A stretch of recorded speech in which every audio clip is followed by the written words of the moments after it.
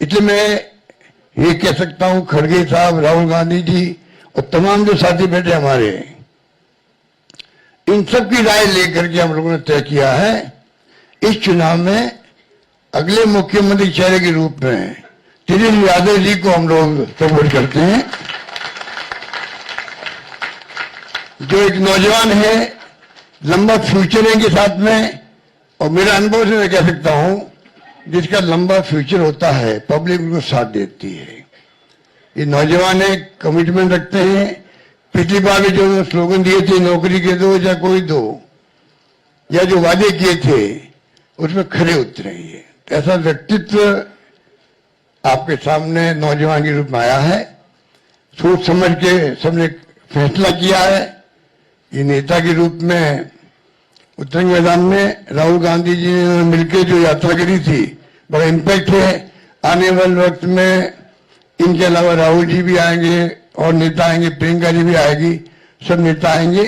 और हम सब जो बैठे स्टेज पर, सब मिलकर संकल्प किए हुए हैं कि जो हालात देश के हैं, देश हित के अंदर और देश चाहता है उसके अनुसार हम चाहेंगे कि बिहार में ये जो लंबे समय तक नीतीश कुमार जी रहे हैं सत्ता में, अब कुछ कर नहीं पा रहे। अब तुम पूछना चाहते हैं अमित शाह जी से, इनकी पार्टी के अध्यक्ष जी से, क्या बताइए हमारा नेता तो हो गया तेजस्वी यादव, आपका नेता कौन है बता दीजिए।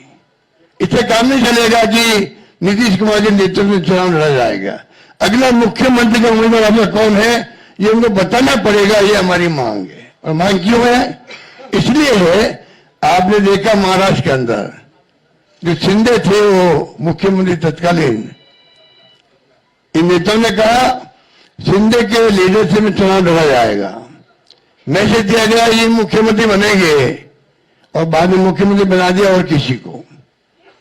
यही बात लागू या हो रही है। अमित शाह जी आए, कहते चले गए हम चुनाव के बाद में तय करेंगे मुख्यमंत्री कौन बनेगा हमारा, पर नीतीश कुमार के नेतृत्व में चुनाव लड़ा जाएगा। तो महाराष्ट्र का एग्जाम्पल सबके सामने। इसलिए मैं इतना कहना चाहूंगा कि चुनाव में हम लोगों ने सोच समझ के तेजस्वी जी को घोषित किया नेता। साथ में सबकी राय बनी है कि जो हमारे अन्य पिछड़ा वर्ग के साथी हैं,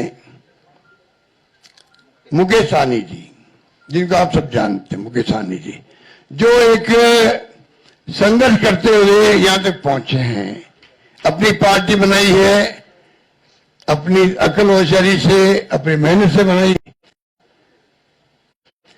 कि जो हमारे अन्य पिछड़ा वर्ग के साथी हैं,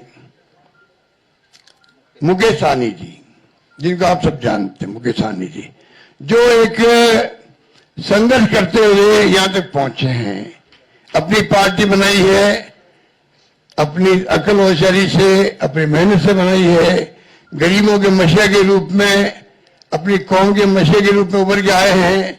ऐसे नौजवान को हमने तय किया है वो उप मुख्यमंत्री होंगे। साथ में इसके साथ में जो आपके यहाँ बहुत सारे समाज भी हैं, सामाजिक इक्वेशन अलग तरह की है, तो जो अन्य सामाजिक वर्गों के लोग हैं उनमें से मुख्यमंत्री और बनाए जाएंगे, उप मुख्यमंत्री और बनाए जाएंगे।